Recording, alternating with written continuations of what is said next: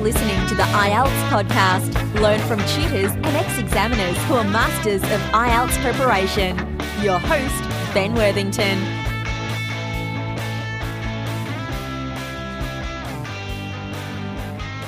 Hello there, IELTS students. In this podcast episode, we are going to focus entirely on IELTS reading. And we're going to look at the different types of reading. We're going to look at active reading and how to do it, how to get that skill. Then we're going to look at the habits, mindsets, and the routine. Because, one thing is knowing the actual material. And then the second thing is actually learning it and getting into the routine and developing a habit so you can always, basically to motivate you and make sure you do learn it. And then after that, we're going to look at some different exercises you can do. Maybe if you're allocating an hour a day to IELTS reading or whatever, then these exercises will be extremely useful. So let's get started. First of all, I got my knowledge from a book about how to read a book by Adler. I think it's called Mortimer and Adler. Those are the authors. A very old book by an American author. But I'd recommend, if you're interested in this, maybe if you're doing a PhD course or you're a student, then the book will be extremely valuable for you. Okay? So anyway, this book says, and I totally agree with everything in it, it says there's three types. There's elementary, inspectional, and analytical. Okay, so elementary is basically the first type that we learn, and that's about what does it say. Okay, the text, what's it saying. The second type is inspectional, and this is where we focus about what's it about, the structure of the text, and what are the parts, what's the order. And this is the most valuable type for IELTS. Okay, this is probably one of the most valuable types, and this is usually executed within time limit. Okay, and it involves your pre-reading, your skimming, and getting a feel. Okay, so this is why it's important, because the IELTS reading section, it's under a time limit, hell of a lot of words. You've got to get through it. And then the third type is called analytical. Analytical reading is when we slow down and we go word for word and we are finding meaning. So I guess one attitude or one approach would be to do your inspectional reading. Then when you slow down, you go deeper and you do your analytical reading, basically to get the understanding.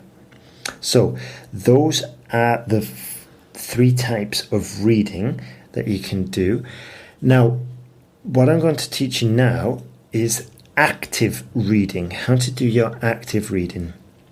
And this is extremely important because it will keep you awake, okay? Because if you're like me, as soon as you start reading, not as soon as, but within 10 or 15 minutes, you get sleepy, you get drowsy, and you start wandering, and you can get easily distracted. Okay, so if you're actively reading and you've got your pen and your paper and you're physically moving your body, you're highlighting and stuff like that, then there's much less chance of falling asleep. Okay, so it keeps you awake. Second, it helps you understand the text. Okay, especially if you're writing perhaps a mini summary, or I don't know, maybe if it's some other text, you might write false or just put interesting or whatever, but it's going to help you understand it a lot more.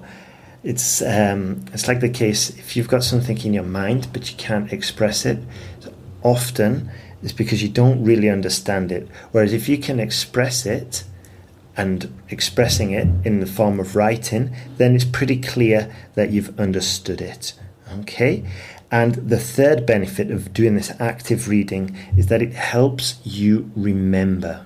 Okay, because you've associated some physical action to that point of information. Going back to the more senses we involve in something, the more likely we are to remember it. So those are the three reasons to do active reading. Now, the instructions. Here are a few instructions to help you with your active reading. Okay, the first one is to underline or circle the important phrases that you have in your text. And jumping straight in, maybe you want to do a wiggly line underneath or just a straight underline. Okay, important phrases. Second type is vertical lines in the margins of the text, and perhaps we want to do that where we can see or we can read a passage that we think is extremely important, but it's just not practical to underline all the text there. So what we'll do is just put some vertical lines in the margins, and that's a good reference point for later. Third way we can actively read is by putting stars and asterisks in the margin. Okay, and maybe we want to do this for when we find important types of information. Like maybe you want to use an asterisk or a star for highlighting times and dates, numbers, measurements, which are quite common for IELTS reading questions. Okay, so we put a star there and we know exactly where to go to find dates, measurements, numbers, times, all that information. Now, if the reading text, if there's maybe, 10 paragraphs, and 3 of those paragraphs are dedicated entirely to describing an argument or a process or a system, perhaps we want to write 1, 2, 3, 4 or whatever. Okay, and then this will help you just to follow the parts of the argument or parts of the process that's been described, and you can identify it immediately. Another technique to develop your active reading skills is to write in the margins, and you're writing your own subheadings. So perhaps you'll just see a big block of text, and in this case, in the exam, you want to go back to the text and you want to locate where that piece of information is. So you just put your subheadings there, and not only will it help you to remember, to understand, and to keep you active, to keep you awake. Of course, you're not going to fall asleep in the exam, but in other cases, in other circumstances. But by writing there in the margins, you're basically making a map of the actual article, which will definitely help you, especially come exam day. So those are the instructions for active reading. Now, perhaps the most important part of this podcast is the ability to actually apply this information. Now, applying the information means a lot of people, myself included, they'll read something and they'll think they'll enjoy it and they'll think it's valuable, and they'll make a mental note, okay, I'm going to do that. And it's really hard to implement that and to do it on a continuous, to implement it to a level where it actually does sort of like take hold and you do it like as a routine. So what I would recommend, and I've basically read a lot of books about this, and it's all about habits and routines. And you could say, I'm going to study IELTS reading 30 minutes every day for the rest of my life or whatever. But unless you attach the routine onto a routine that you already have, it's quite difficult to keep that routine going. Okay, so I'll give you an example. Every morning I have a coffee, and I used to just read the BBC and the news and stuff like that. But I really wanted to get into meditating and Tai Chi and all this stuff. So I just started watching videos, and it's part of the routine now to watch videos about that because it's just a skill that I wanted to learn. Now, in your case, what I would recommend is you open up a newspaper or an article on a web page or whatever you do when you have your morning coffee, look at it from an inspectional point of view. Okay. And this is what we were saying before, that I'm just about to do the skimming. We're going to do the pre-reading, develop your reading get a skills. rough idea. Okay, So we're not when going you're to approaching go it, look what at I would word like you to 1, do- then word 2, then word 3, then word 4, then word 5. No, we're going to look at the title. We're going to just get a rough idea. Okay, and then we'll probably write the rough idea. Okay, something like the article talks about immigration in Europe, or the article talks about, global warming and America's response. Something like that. Okay, so we're just going to look at it and do the inspectional reading. Okay, the structure of the text and the parts. We're just going to look at an overview very, very quickly.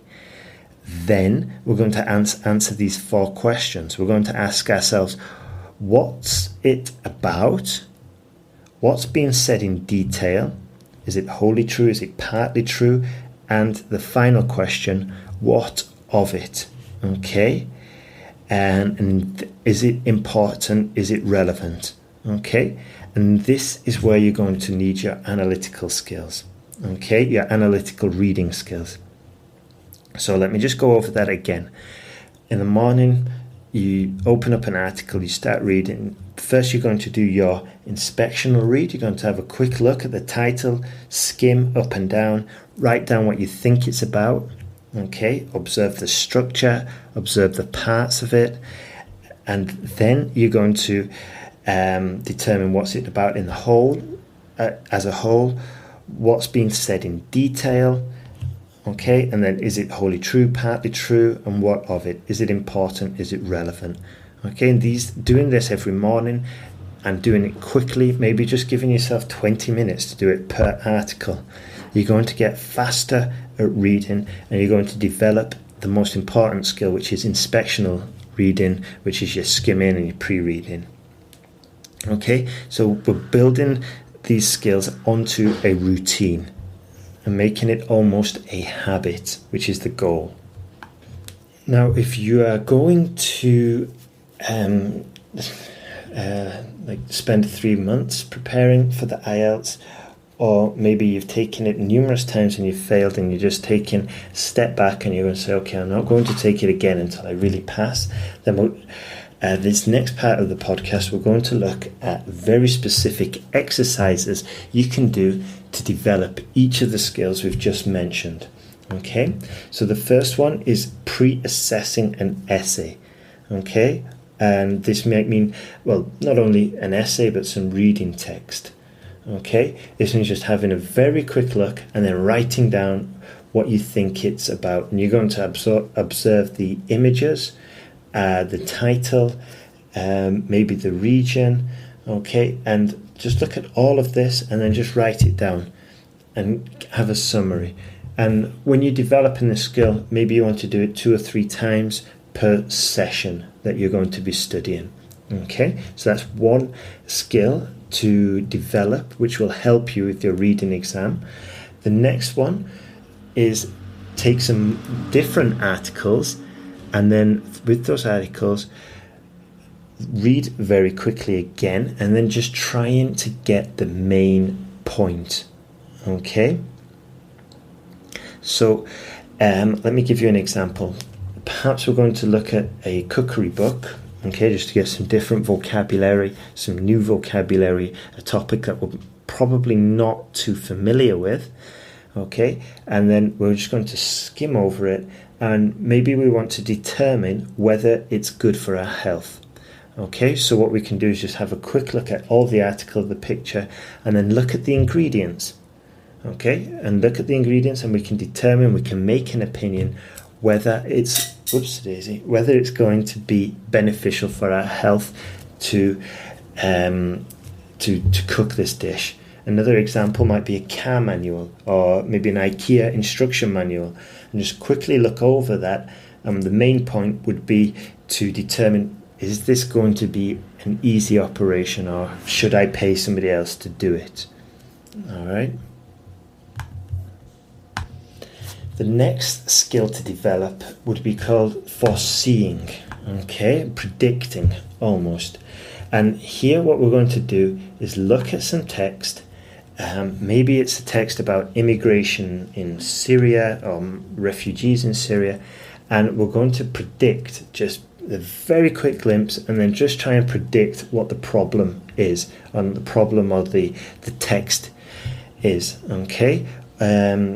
So we look at it and we think, okay, and then we try and pull on information that we've acquired from other sources and from general knowledge, from having a up-to-date worldview, and we know about current affairs, and then just trying to predict what it's going to be about, and then comparing our prediction to what the actual text turns out to be. And this is a good skill to develop because you're also going to be pulling on vocabulary related to that topic without even going into much detail about the topic beforehand. Okay, so this is a good way to get your vocabulary going. And like I've said before, I think the more times you use the vocabulary, the more likely it is to remember it, because I won't go into an explanation now about neurology, but it's just more times you use it, the more likely you are to remember it. Right, then the second point is going into in-depth reading. Okay, and this is like what we were saying before. And for example, if we're going to do some cooking and we're going to follow some instructions, a recipe, then we're going to be reading analytically, and we're going to slow down. We're going to look at the measurements, we're going to look at the technique, and we're going to do it in a very detailed fashion. Okay, and this is like we said before, when you find a paragraph that is related to a question that you've had on your IELTS exam, then you're going to do your analytical reading. Okay, and more than likely it's a good point to just do it word by word. Okay. Another side point here is maybe you want to experiment by actually saying the words to yourself, okay, and just going like that and whispering it to yourself, because for some students it works a lot better than just trying to go over them in their head. All right. The final skill that I would recommend developing is called drawing word meaning from context. Okay, so sometimes we might come across a word that we do not know, and just from the context we have to draw an understanding. Okay, so let's see, I'll give you an example. His family gathered around him after he was knocked out, waiting for him to come around. Now, the phrase come around is composed of two words with different meanings, but when they're put together, they mean a different thing. They mean to arrive within a particular location close to the, to arrive within a particular location close to the speaker. Okay, and so when you do come across words that you don't understand, or it might be a phrasal verb that you're not totally familiar with, try to guess the meaning before going into the dictionary and finding it out specifically. Okay, and well, probably not with a dictionary nowadays, before punching it into Google. And a very good device to help you with your reading, and that's incredibly efficient, especially in this case, because I remember at university when I was learning Spanish and I had to go to the dictionary. It's such a waste of time. I thought I have to look at 20 other words before I find the word that I want, and I have to check blah blah blah, and then I get the translation, and it's so stupid. What I recommend you doing, okay, is when you do need to find the meaning of a word, do not go for the translation into your own language. Go for the definition in English, and this is going to build your vocabulary even more. And this is why I'm a massive fan of the ebook readers, especially the Kindle, because you can be reading some text and you might not know the words, so you just click the word, you just touch the word and you get the definition. You can even get the translation if you think it's necessary, but I always just put the definition there, and within 2 seconds you've got the meaning. And now what's even more interesting, which is, and I only discovered this about a week ago, is that in the Kindle, when you're searching through your books, one of the options is called Vocabulary Builder. And then what it is, it's like a series of flashcards and a mini game, and it helps you to determine and remember the actual meaning of the word that you learned. And that would be fantastic for any student who wants to get a high score in IELTS. And it builds your vocabulary, and everybody knows people with extensive vocabularies usually sound more intelligent than people without. All right, so I would definitely recommend investing in that. And plus, it's also good for your active reading skills. Of course, you're not going to grab a pencil and scribble all over it, but what you can do is highlight the text, add a note, and then later you can just look at all the highlights for that book, and you can go through and you're like, okay, this is what that meant. This was the expression that I wanted to use later for some other text. And you can even just log on to your Amazon account, and it's got all the highlights backed up there for you just to copy paste and dump into your Evernote or dump somewhere else. So that would be an absolute treasure chest, an absolute gold mine there for you to a gold mine, not a treasure chest, sorry, but a very valuable resource for you to consider investing in. And also another thing is that you will find that you do read more. You find that you read more books and you'll read faster as well. So now the final tip that I want to give you, or the final exercise that I'd recommend you do, is called discerning the tone of the writer. So if you're reading a wide variety of materials, maybe some scientific journals, maybe some economic reports, maybe some novels, maybe some longer stories, or even some commentary by a reader, by a writer in a newspaper.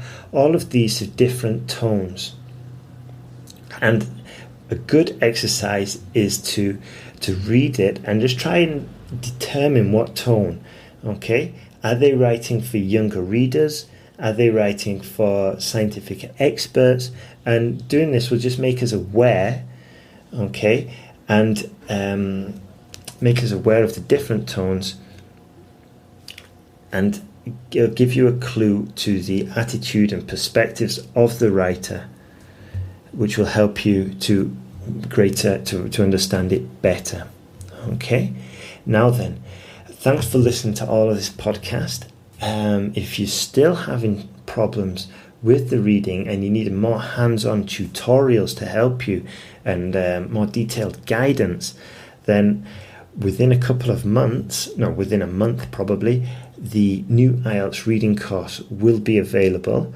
And I did it together with Anna Walker from one of the past podcasts, because I was just so impressed by her knowledge. Finally got around to asking her to make a course with me about the IELTS reading, and I would definitely recommend you invest in that course if you're having if you're just having difficulties with the reading, or you're not too confident, or you want to pass first time.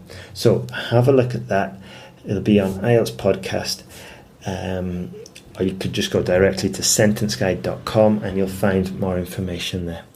Now, remember to sign up, because I've been rewriting some of the newsletters and I've been sending them out and getting massive response rates and lots of thank yous and stuff like that. So there's some incredible value there, and I'll definitely give you a push, not just intellectually, but also psychologically. You get the motivation and everything. So have a look at that.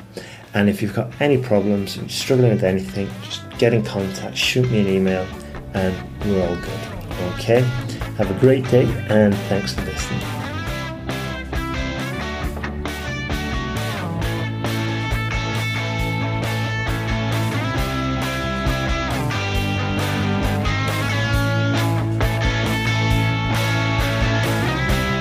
Thanks for listening to IELTSPodcast.com.